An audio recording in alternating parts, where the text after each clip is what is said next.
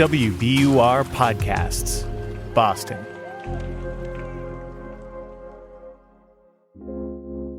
I'm Darrell C. Murphy, and you're listening to The Common. Please remain on the line. Your call will be answered in the order in which it was received. So, think of a time where you really needed to talk to someone on the phone. And you call and you call and you call, and for some reason, you're just not getting through, right? Maybe the line is busy, maybe no one's picking up, or maybe it's just a really long hold time.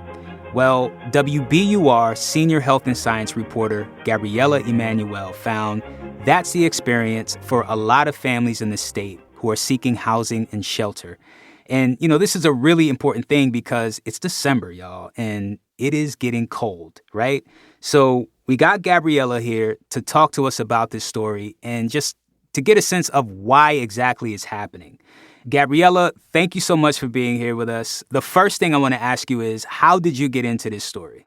Yeah, it's good to be here. So this story came about because I was doing some other reporting on the emergency family shelter system, which is run by the state. And in every conversation I was having, people kept saying the hotline, which is how you access shelter, how you apply for shelter, isn't working. And it came up once, and I didn't really think too much of it. And then it came up again, and that lawyer that I was talking to said, people are waiting for days on the phone line. And then it came up again that the phone line's not working. And eventually I said, can you connect me with some people who are having this experience? And that's where it all got started. So did you talk to anybody who's experiencing this? Yes. Let me tell you the story of one woman. So her name is Paula, and I'm not using her last name because she is a victim of domestic violence. Mm-hmm. But she was living in an apartment with her 2-year-old, and the property manager changed, and they weren't renewing her lease. She fought it and eventually lost and had to leave at the end of August. But she had a really hard time finding something else that was affordable, which we can all recognize that issue here in Boston and really around the whole country. So Paula and her 2-year-old went to live at her dad's place. That was not an ideal situation. He ended up saying they had to leave. They couldn't stay there anymore. That's the point where she started trying to reach the family shelter system. All homeless coordinators are currently assisting other callers.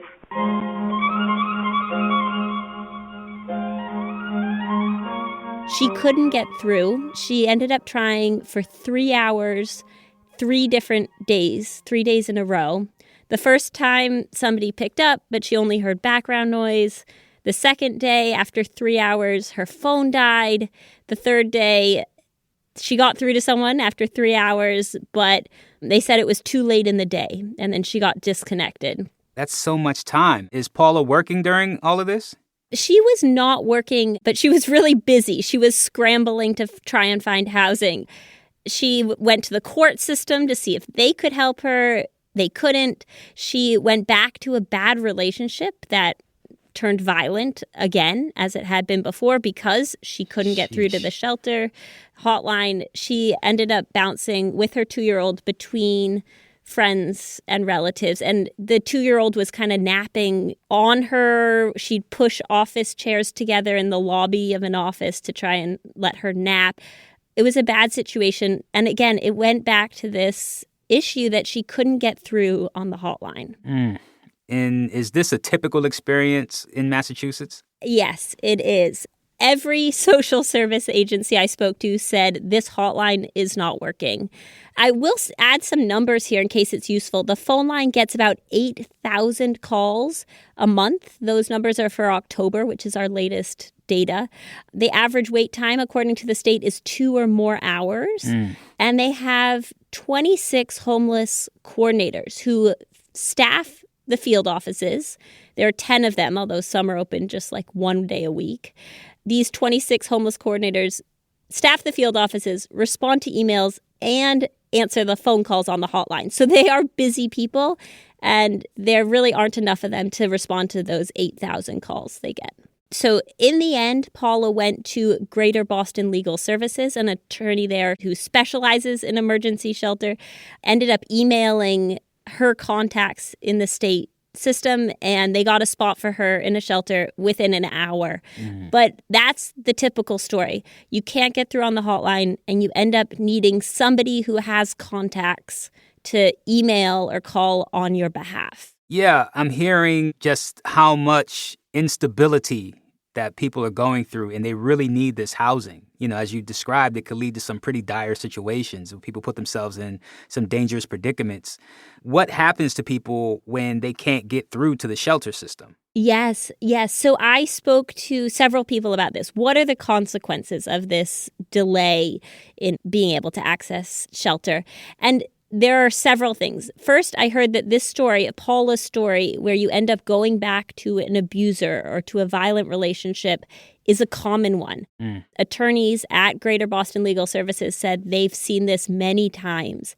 They've also seen people who end up living in places that really are not suitable for kind of human habitation, if you will. So that's like an unheated basement, or someone renting a hallway, or a whole family staying in a food pantry. Did you say renting a hallway? Yeah, renting a hallway where you have it for the night, and when it becomes day, you put the mattress up on the wall and it's no longer yours. Unfortunately, this is fairly typical. The other thing I heard about a lot is family separation, where you have a family with multiple kids and nobody can take the whole family. So one kid has to go to this place, another kid goes to another friend, another kid's at a relative, a different relative. So it's really not ideal when you can't get through to the shelter system.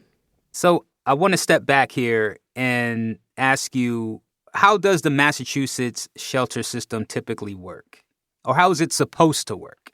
Yeah. So very big picture, there are two different shelter systems in Massachusetts. One is for single adults. That is run by nonprofits. The one for families is run by the state, almost, not quite, but almost entirely. And Massachusetts is the only state in the country that has a right to shelter. There are some cities that do, New York City, D.C., but Massachusetts as a whole state has a right to shelter for families. That is a bit of an overstatement because you have to meet pretty strict criteria to get into the family shelter system. But when you do, you are able to enter the system. And right now, there are about 3,000 families who are being housed through the state.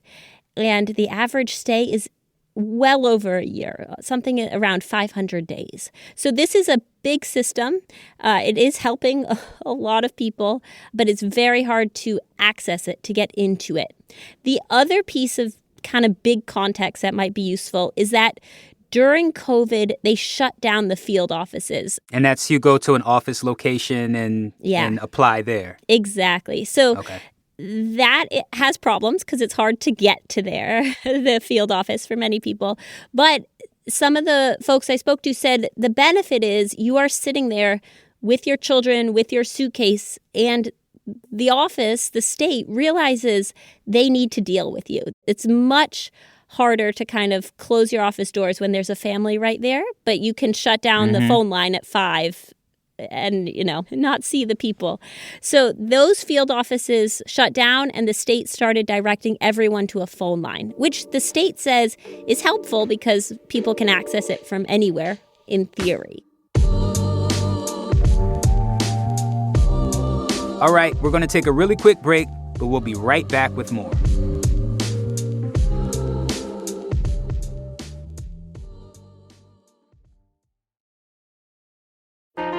Politics has never been stranger or more online, which is why the politics team at Wired is making a new show, Wired Politics Lab.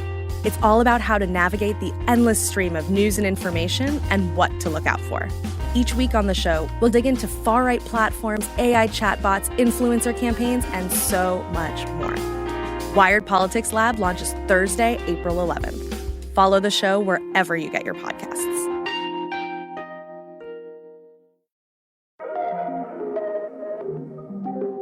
All right, so Gabriella, you're telling us about what happens when this housing and shelter system fails. Can you give us a success story from when it actually works? Yeah. So if we go back to Paula, she was able to get into shelter, and she has said that the experience has been amazing. She and her daughter have their own room. There are meals, there are diapers, there's a playroom with books. She's been really happy, and they've been much more stable recently. That said, shelter is not anyone's ideal situation, even if it's a relatively good setup. And I will say Massachusetts family shelter system is not what you envision in terms of bunk beds and big rooms. Often it's actually a residence, a private residence the state might rent in a community, and each family has a bedroom, something like that. Got it. Yeah, so that's kind of the setup. But nobody wants to be in shelter, and this is not ideal. So the goal is to get families into stable housing themselves and kind of get the support to be there.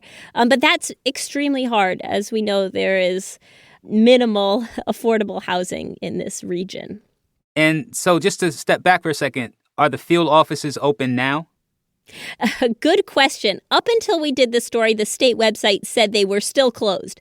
But when we started pestering them, they updated their website and acknowledged that the field offices did reopen last year. However, I went by one and was asking questions about the system, and I was told you cannot apply in person in a field office, that you have to call the phone line. I spoke to a state spokesperson who declined all of my requests for a recorded interview, but on background, she was willing to say that's not the case. You can apply in the field office. However, I have heard from social service agencies that the field office in Chelsea, Lowell, Springfield, Worcester have all turned away families saying you have to apply on this phone line, which you can't often get through to someone in a timely manner. And you said a 2-hour wait time on average? 2 or more. 2 or more hours. And does that take into account people who get frustrated and hang up? Yeah, so great question. The state and I went back and forth because initially they were giving me an average wait time, which was much lower than you'd think because it took into account all the people who hung up after an hour and a half, 2 hours. So the number was lower. And so they ended up saying the typical wait time rather than the average wait time is 2 or more hours. So it could be, like in Paula's experience, 3 or more every day. So it's a very hard thing to calculate because, as you said, people are hanging up, giving up, or their phone's dying, or they get through to someone, but it's not helpful, so they call back. They don't have the ability, the state told me, to see how many of those 8,000 callers are the same people just trying again and again and again to access the system. You know, I'm thinking of times when I've called customer service, for much less important things. And I don't even like waiting 10 minutes. You know what I mean? Just the idea that someone is waiting for 2 hours for something so vital as housing is just blowing my mind here. And, I think of, the technology is out there, right? You call customer service and they're like, you're the 5th in line. Just leave your number. We'll call you back. That type of thing. It's just blowing me away that people are having to deal with this. So the state says they are working to improve it. And they actually said one of the things they are hoping to do is to have an ability to call people back. That is not possible now. They would not tell me whether they were hiring more people or whether they were looking at an online application, which other state programs use an online application. They wouldn't say any of that, but they are working to improve the system and hoping to somehow prioritize people so you know who's in an immediate crisis versus somebody who's going to be evicted in 2 weeks and is calling to figure out what to do. Okay, so, they want to make these changes that you just mentioned. Is any state officials, lawmakers looking at this with plans to make changes to improve things for families looking for housing and shelter through the state? I don't know of anyone. I have been asking around and in touch with several social service agencies to figure out kind of how they are mobilizing. But so far, I have not heard of local politicians who've taken up this issue. Man, Gabriella, this is one of those stories where I could just sit and listen all day. But thank you so much for this story. I appreciate it. I'm sure the listeners appreciate it. This is just fascinating. And thank you. Thank you. Thank you. Thank you. As always, really good to talk. That's WBUR Senior Health and Science reporter Gabrielle Emanuel. And that's it for today. As always, thanks for listening to The Common.